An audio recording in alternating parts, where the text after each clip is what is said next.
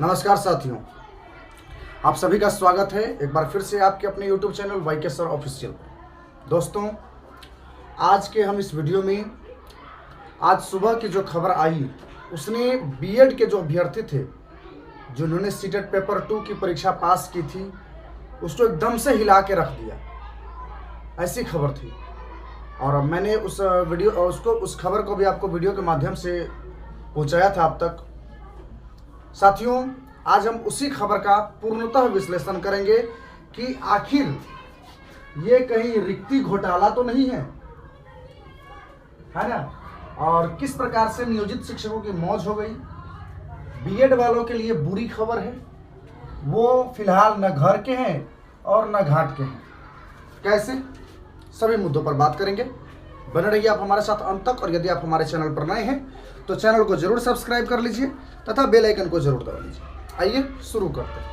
पहले हम आपको यहाँ पे दो अखबार का जो है, दो खबर का, दो न्यूज़पेपर का हम आपको डेटा यहाँ पे लिख दिए हैं।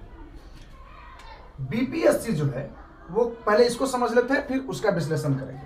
बीपीएससी करेगा 1,78,000 शिक्षकों की नियुक्ति। ये खबर है प्रभात खबर का 25/4/2023 यानी आज के डेट में ये खबर है। उसके अनुसार 87,222 रिक्तियां जो है वो आपको कक्षा 1 से 5 में है। 1745 रिक्तियां जो है 6 to 8 में है। 9 से 10th में 33,000 रिक्तियां हैं, जबकि 11 से 12th में 57,000 रिक्तियां हैं। यहाँ तक तो कोई दिक्कत नहीं, अब आगे आएंगे। अब हिंदुस्तान अखबार का समझ लीजिए।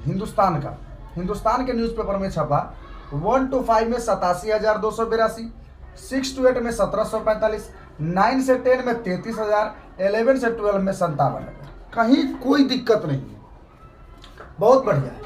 दिक्कत है साथियों यहाँ दोनों न्यूज़पेपर में सेम डेटा है। 1745 यहाँ भी है, 1745 यहाँ भी है। अब जो बीएड के जो अभ्यर्थी हैं जिन्होंने सीटेट पेपर 2 की परीक्षा पास की है, उसके लिए एकदम से मतलब हिला देने वाली खबर है।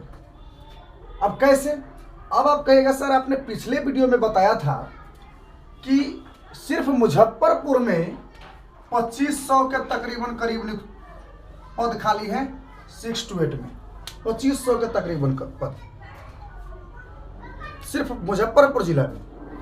दरभंगा जिला में भी लगभग इतने ही पद खाली है, कमोबेश इतने ही पद खाली है। तो इस 2 जिला में ही 5,000 पद खाली है, तो फिर यहाँ पे 1745 क्यों?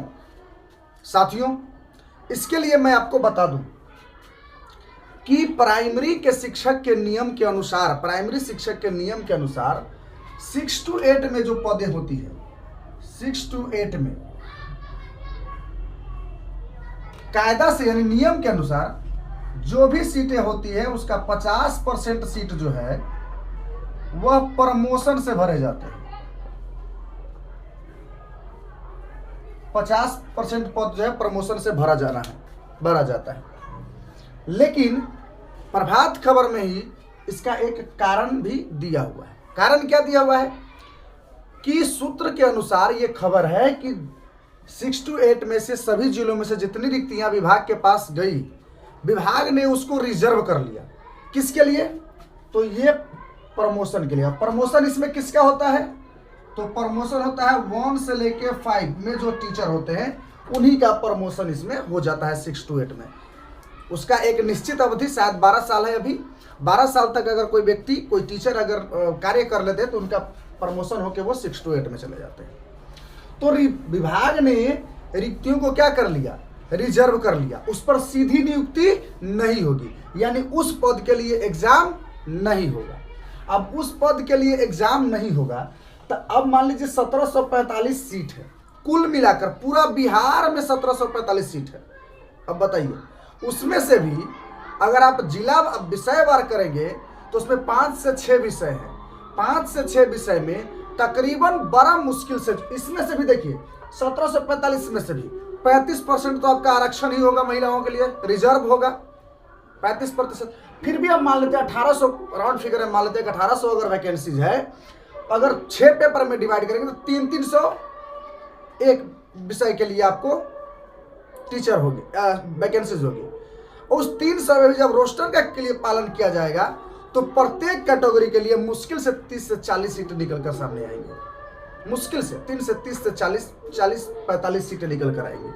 ठीक है, अब बताइए कि बिहार में इतने सारे विद्यार्थी हैं, इतने सारे अभ्यर्थी हैं, इसके बावजूद यह प्रक्रिया, ये तो गलत है। ये तो सीधा सीधी बीएड वालों के लिए नाइंसाफी है। और बीएड वालों के लिए नाइंसाफी क्या है? 87,222 सीट, मान लेते हैं 87,000 सीट जो है कि 1 to 5 में है, लेकिन उस पर बीएड वालों को मौका मिलेगा या नहीं मिलेगा इसका अभी कोई फिक्स नहीं है। कैसे? क्योंकि सुप्रीम कोर्ट ने इस पर रोक लगा के रखा है।